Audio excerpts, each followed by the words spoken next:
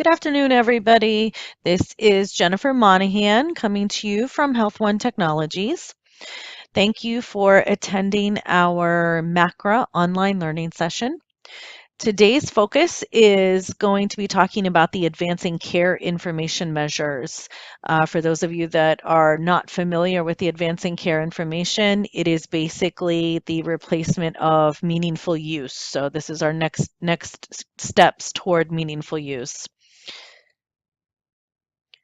Just a quick couple of housekeeping items before we get started. The webinar is being recorded and will be shared with you after the series is over. Also, if you have questions during today's session, there is a question and answer section in the webinars platform. You can go ahead and put your questions in there, and as time allots, I will answer those questions at the end of the session. We are limiting these webinars to 30 minutes, so there is a possibility that I will not get to your question. If I am unable to get to your question, please feel free to email me after the webinar session is over, and I will get back to you as soon as possible. Also, in previous sessions, I distributed to everybody a MIPS planning guide that is available today as well. You should have gotten that when you logged in case you have not already attended a session. This is your first one.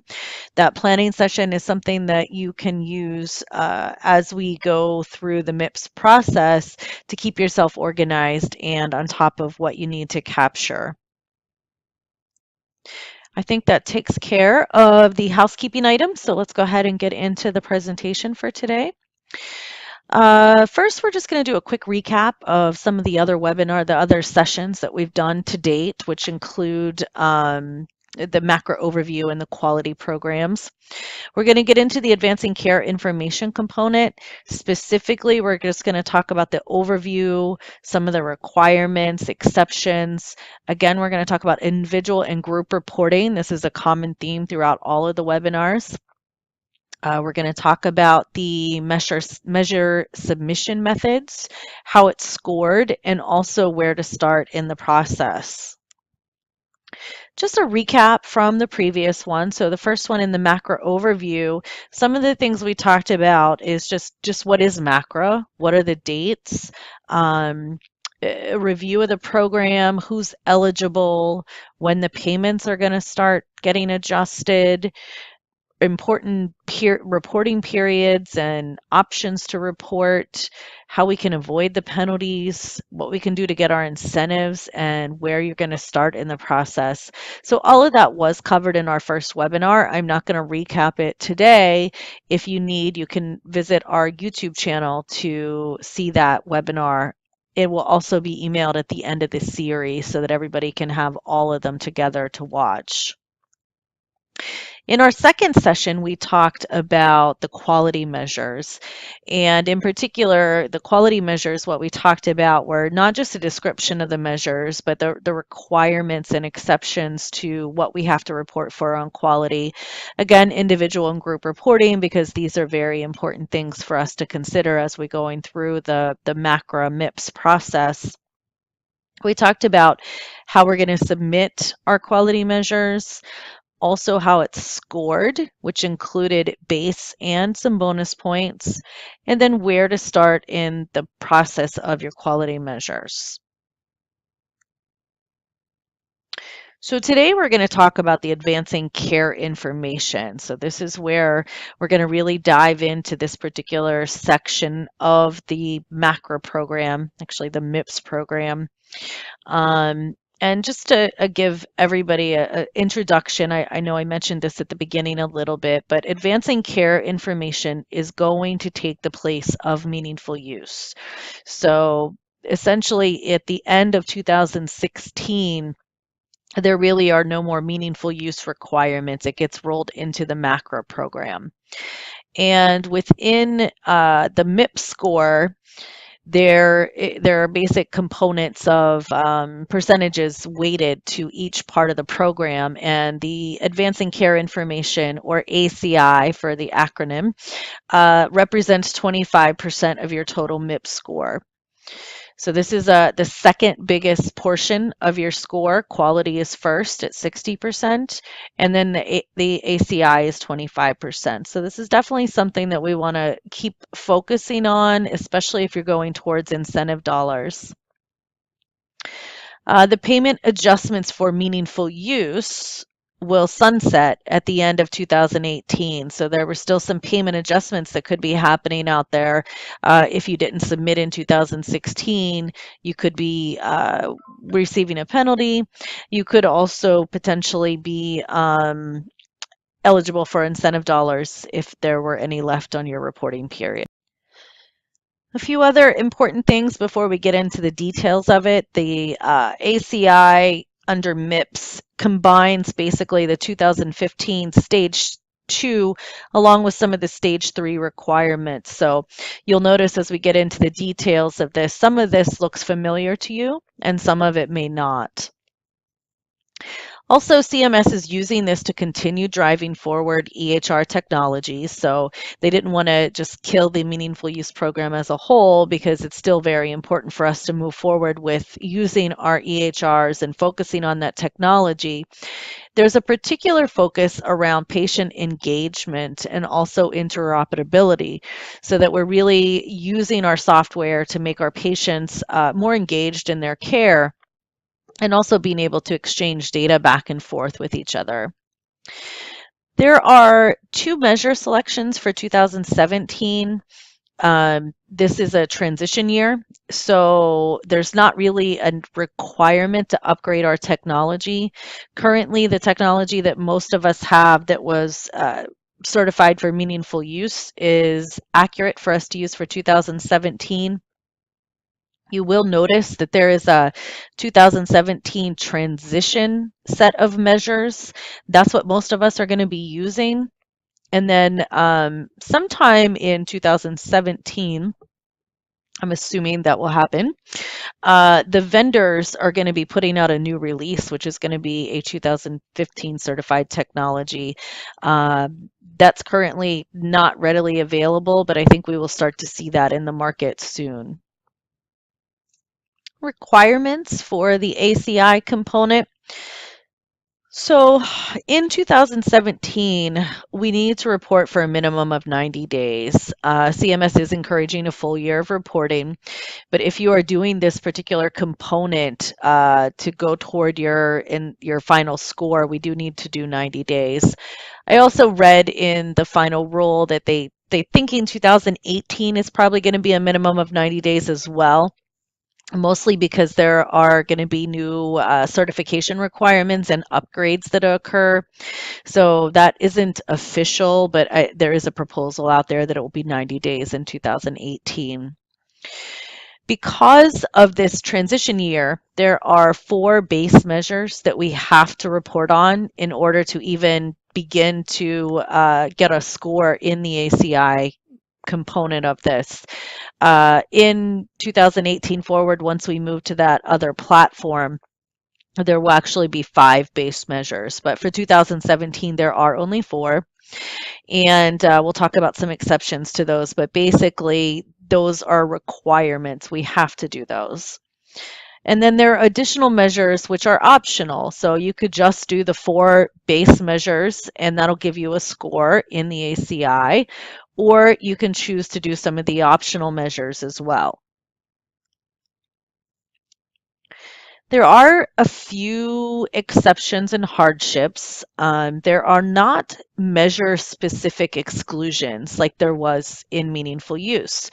So in meaningful use, and I give an example here, if a physician wrote fewer than 100 prescriptions, then they were excluded from the e-prescribe measure. So under MIPS, they need to report that, but you can report a 0 and it's acceptable. They're required to report on the information. I think that's not in the spirit of the program, but we can report low numbers for these particular base measures. It's just a base score at that point. Hospital-based eligible clinicians are going to be excluded from participating in the ACI. This gets a little complicated, but basically they're going to reweight the score for these folks. So if they bill 75% of their services using one of the place of service codes that I have listed here, so 21, 22, 23, which are inpatient, campus outpatient hospital, or emergency room. So if 75% of their services are billed under one of those place of services, they actually are excluded from participating in the ACI. If they are excluded, what happens is their 25% that was weighted for this particular component gets reweighted to the quality and improvement activities. And if you remember in meaningful use, there were also some exceptions and hardships that you could apply for. And these are kind of similar. So if you don't have internet connectivity or if there's some uncontrollable circumstances, um, lack of control over your EHR, and face-to-face patient interaction. So these are the potential hardships that you might have available for you under the ACI. There is an application that's going to need to be submitted. It's not really clearly defined yet what that application is, but the submission period looks like it's going to happen sometime in 2018. And just a few little things to note. The lack of control over the availability of the EHR.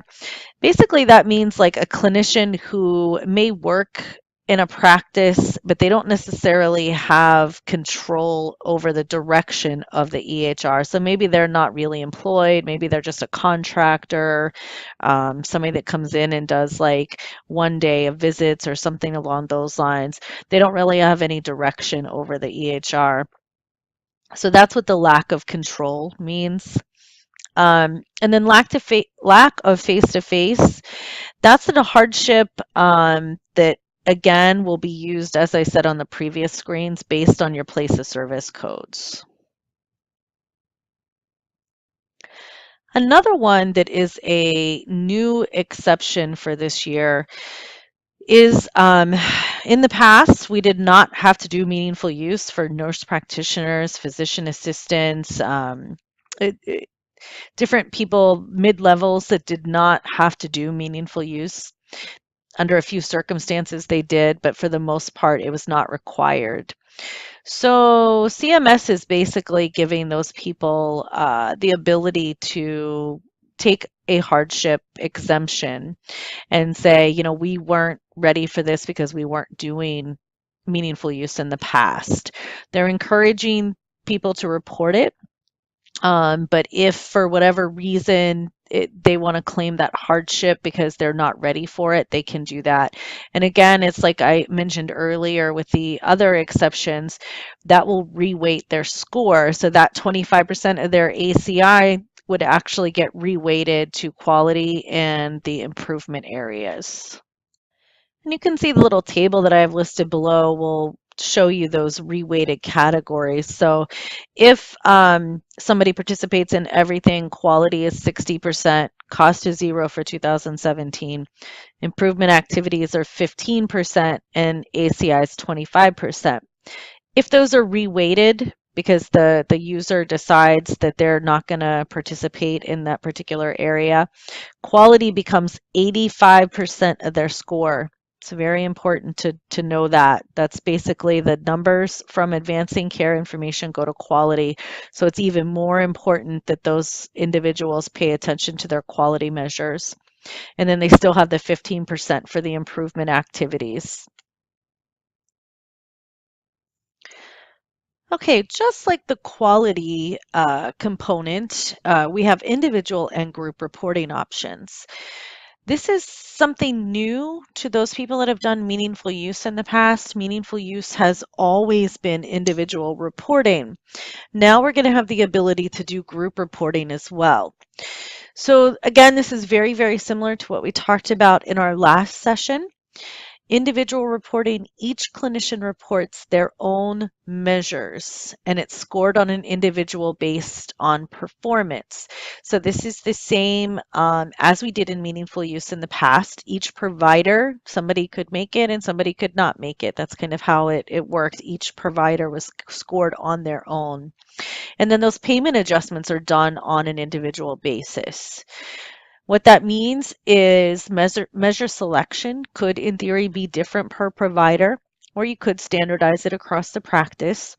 Could also, if one provider is doing well at something but not so well at something else, you could swap those out relatively simply when you're doing an individual basis. Group reporting was not available under meaningful use, so this is something brand new to us. The score is based on measures submitted from the group, regardless of the specialty.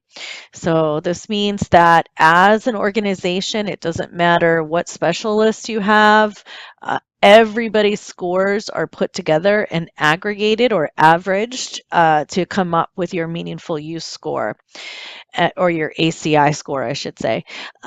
So this allows you to create standard measures across the organization.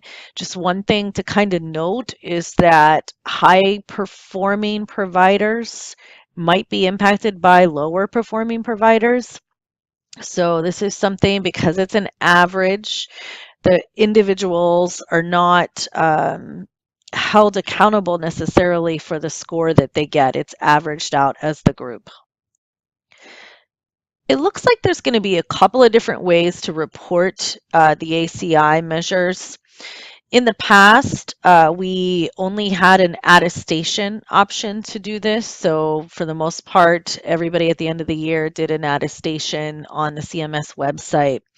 It looks like in the documentation of the final rule that they're going to give us some other alternatives, including the CQDR, which is direct submission from your EHR, basically. Certified registry, if you are using one.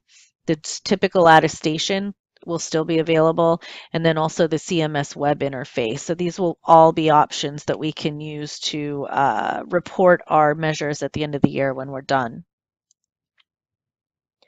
Let's talk about how the ACI is scored. So I mentioned earlier about base measures that we had to do and how this makes up a portion of your score. So again, remember the ACI component is going to make up 25% of your total score in 2017. Just to kind of do a quick recap, if you don't want to go back and listen to the entire webinar series, your total score for MIPS is going to be from 0 to 100. And each component makes up a portion of that. So for 2017, it's going to be quality, ACI, and improvement activities. So 25% of that 0 to 100 point score is made up based on your ACI score. So the base measures, the 4 measures that I talked about, are 50% of your ACI score. So that's right off the bat, if you do those 4 measures, you're going to get a 50%. The remainder of the 50% is based on performance of the other measures that are available to you. So you have a lot of potential to make up extra points based on your performance throughout the year. And then there's also a few bonus points that we can choose to use as well. So the base measure, every measure is required. In this presentation, I'm not going to go into the details of the measures. I will give you tools as to where you can go look that up. But basically, the measure is required, which means you had to have met it. And there are 4 of them. You will have to do those. If you do not, you will get a 0 in the ACI component of your score. So basically, you cannot pass go if you don't do these 4 measures. Just a quick little note, one of these measures is the privacy and security. I know a lot of people in meaningful use, this has been kind of looked over, or people have done their own thing, and I just wanted to put out there that there was a lot of discussion in the final rule about the security risk assessment. And I would strongly encourage people, if you have not done a formal security risk assessment, I would go ahead and get that done. I mean, it's definitely going to cost your organization a little bit of money, but just to note, we have been seeing more and more HIPAA violations occurring, fines getting handed down to people for, not handling their data in the right way. So I strongly would encourage you to get that formal assessment put into place so then you kind of know where your holes are. So let's talk about the performance points. So again, remember these make up the extra 50% of your score. So good performance in the measures is just going to increase it. And the way that this works is each measure gets you a score based a 0 to 10 score based on your performance. So I gave an example down here. So if you are doing the patient access measure, if you choose that measure and your providers get a 75%. Basically, that 75% is just turned into 7.5 points that get put toward your final score. So that's kind of how the algorithm is going to work. So then your 50 points become 57.5 points because you would have gotten your base score already, and now you get these extra points added as well. There are also some bonus points available. um, Reporting to a public health or a clinical data registry. If you're not already doing that, if it's something you might want to check into, again, there are some dollars attached to those, so it may or may not be worth it for you to get the bonus points. One thing I would say is, what you set up in 2017 is kind of setting you up for future years, so it may be worth it to look at those bonus points. And then there are also bonus points for certain improvement activities that you might do that utilize your EHR. So we'll talk about those actually in our last session with improvement activities, but there are some ways to get bonus points based on just using your technology to help you with those improvement activities. So this is just an example of the score so that we can kind of make sure we understand what it looks like.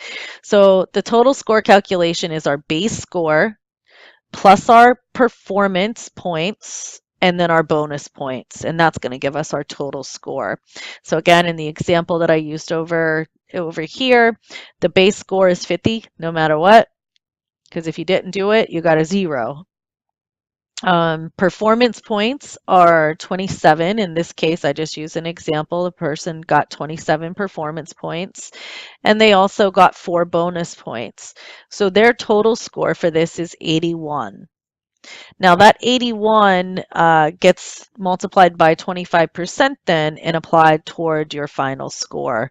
In a future webinar, I will actually talk about how we calculate that final score and what that's going to mean for you, both from a payment adjustment and also a marketing standpoint.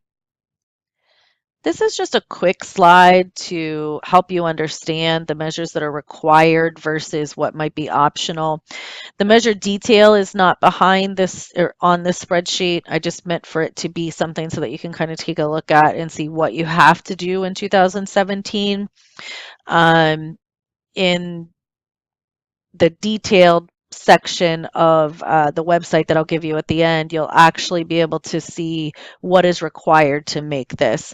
But you can see here the security risk analysis is required, e-prescribing is required, patient access is required, and the health information exchange is required. So those 4 things are required to get those first 50 points in the ACI component.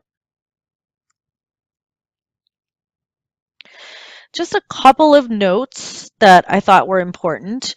As I mentioned earlier, the focus on the security risk assessment was definitely there in the final rule. So again, if you haven't done it, just put some effort into that. Get a plan in place. If you need a remediation plan, if there's security gaps, make sure you have the resolutions in place.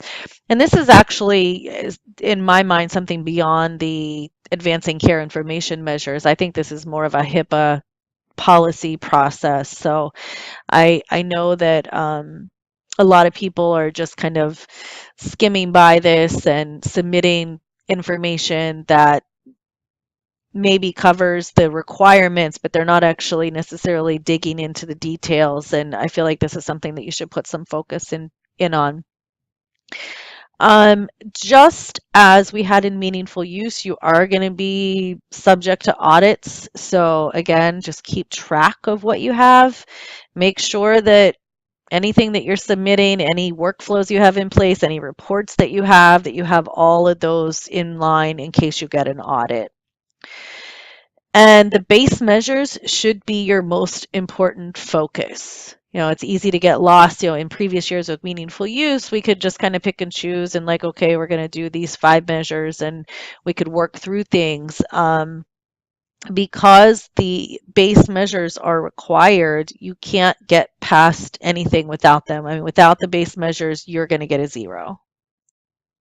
Okay, so that covers a high-level overview of the ACI component.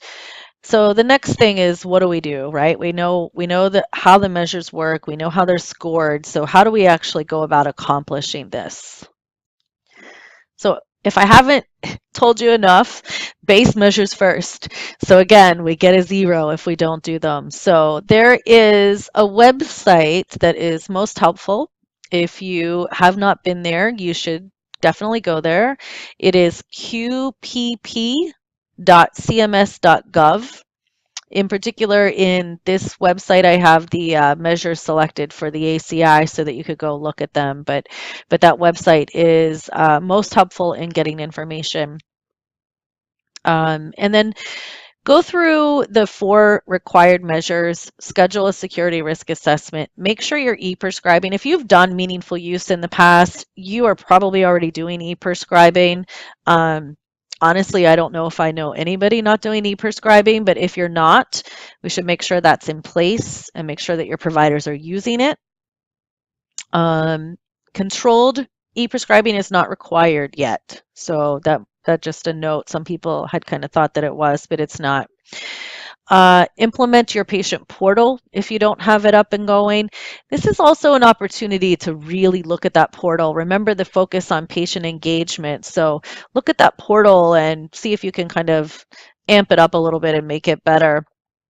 And then probably the most difficult one is going to be the transition of care, developing what that technology and what that workflow looks like to transfer information to other providers. Your next step should be to identify what you want to do for your performance points, the extra points. I think my focus would be for this year to go on the low-hanging fruit, things that you may have already been doing under meaningful use, things like patient education, med reconciliation. Those are things that you've probably already been doing. So take a look at those measures and see how your providers performed last year, and then determine if that can actually get you to where you need to be. Also focusing on the patient engagement with your patient portals, I think that's going to help you in the long run in other measures. And if there's any registries that you want to do, it's important that you identify those sooner rather than later because you are going to have to engage with your vendors and start to get contracts and implementation plans in place. Lastly, update any technology and workflows that you might need. So you might have to work with your vendors or your internal technical staff. There may be things that you need to add on to your EHR, your patient portal, things like that. Work on developing those workflows. Make sure that they're as tight as possible, that you've really kind of went through things, adjusted anything that you need to do for any workflow that's happening. And then just know that there might be a upgrade necessary in 2017. That upgrade, I'm not sure of exactly what it's going to entail yet, but that might be coming sometime in 2017 or maybe early 2018. So that takes care of the majority of the information for the ACI component. Our next learning session will be on improvement activities. That will occur next Thursday, the May 18th at 12:30 p.m. Again, it will be a similar forum with a review of the program and how it's scored and what you might need to do to get started with that piece of it. Before I open you up to question and answers, I'd like to just go back and each session we've been kind of reviewing the macro planning workbook that should be available to you. If you didn't get this, by the way, when you launched into the webinar, just reach out to me via email at info@h1tech.com and I can send this over to you. I think you can also download it. There's several blogs on our website that you can read, and this planning guide is available there as well. So our website's www.h1tech.com if you need to go and check that out. There's also usually some good extra material that I don't cover in the webinars on the blog. So if you have a need or extra time, you can go out there and take a look at that. Let's just talk about the planning book for a second. So there is, in the past sessions, we've kind of gone through these other tabs. Today, I'm just going to talk about the ACI. The way that this is set up is each measure is listed for you, the details behind it, and then whether or not it's required for the base score. The performance weight, so this is just giving you if there's any bonus points or anything like that that might be available.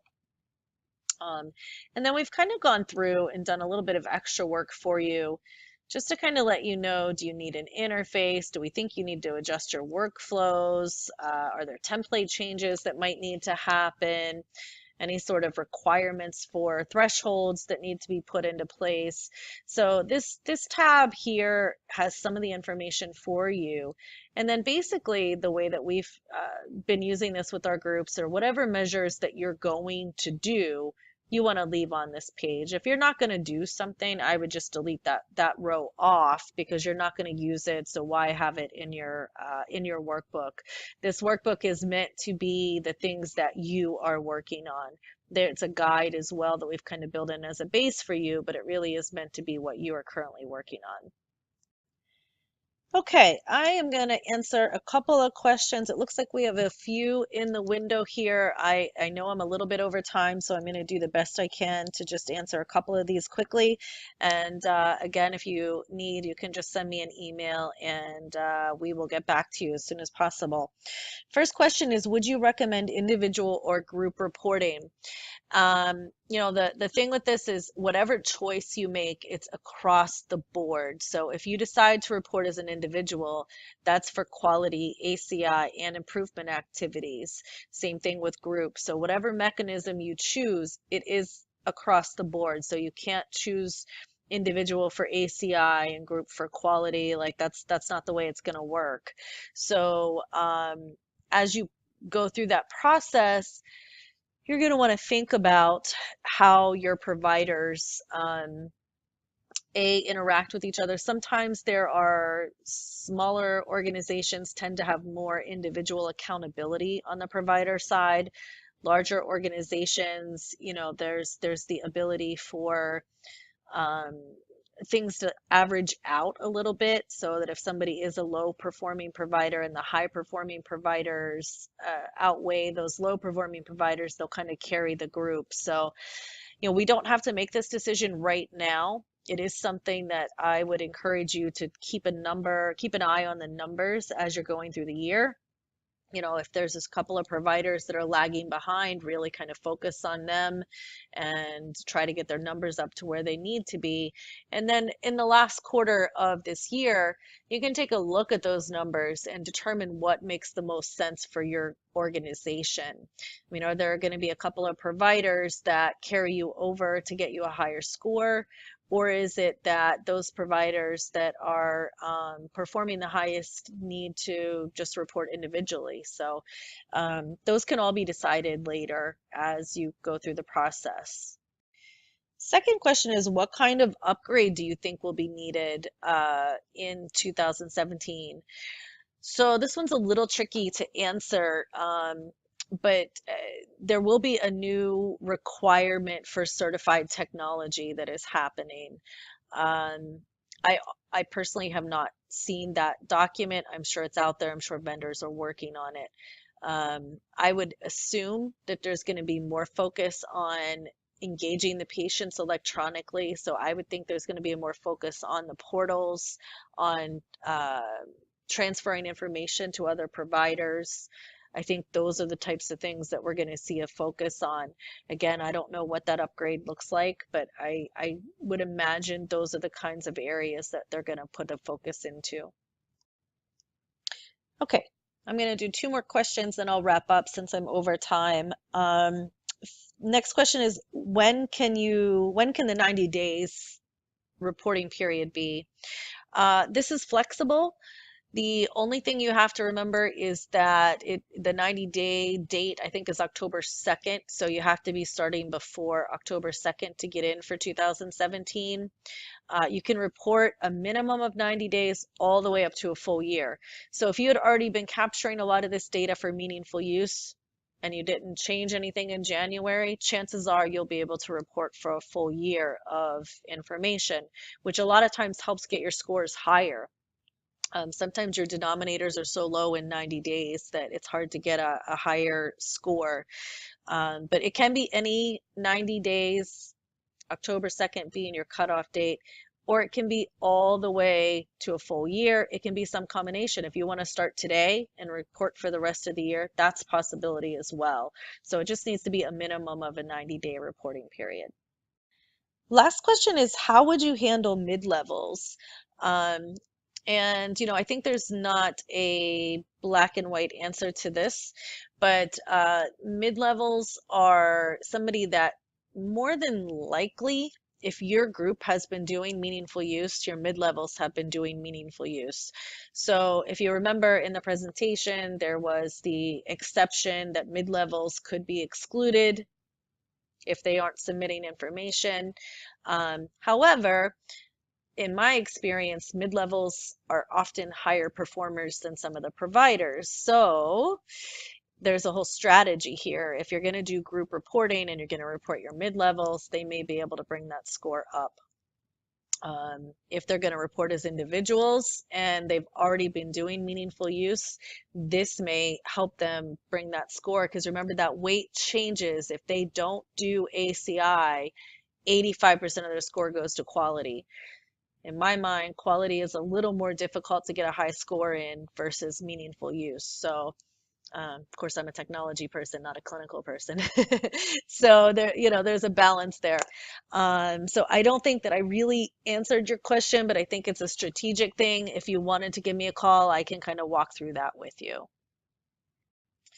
Okay, that is the end of our session for today. Again, I'm just going to flash up. If you want to get to us with any questions, feel free to call us or email us at info@h1tech.com. Somebody will get back to you right away, and we can kind of help address your particular needs that you have for the program. Thank you very much for attending. Have a great day, and I will see you next week.